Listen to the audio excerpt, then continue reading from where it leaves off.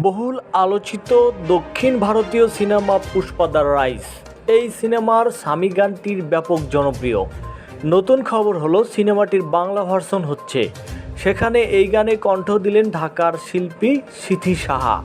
গতকাল 20 মে Pushpa the rise এর official music level Aditya মিউজিকের ইউটিউব চ্যানেলে গানটি প্রকাশ করা হয়। এতে আল্লু অর্জুন ও রাশমিকা মান্দানার সঙ্গে রয়েছেন সিথি সাহার রেকর্ডিংয়ের দৃশ্য। স্বামী নামের বাংলা গানটির কথা লিখেছেন রাজীব দত্ত। দেবশ্রী প্রসাদের সঙ্গীত পরিচালনায় তামিল ভাষার মূল গানটি গেয়েছেন মৌনিকা।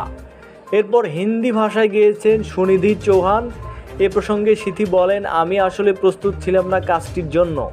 গানটির হিন্দি ভার্সন সুনিধি গেয়েছেন আর বাংলার জন্য আমার কণ্ঠ পছন্দ করেছেন।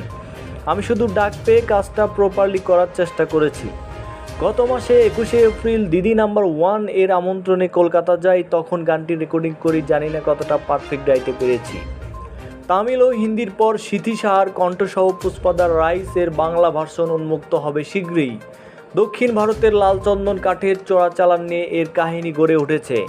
সিনেমাটির আয় 400 কোটি রুপি ছাড়িয়েছে বলে জানা যায়।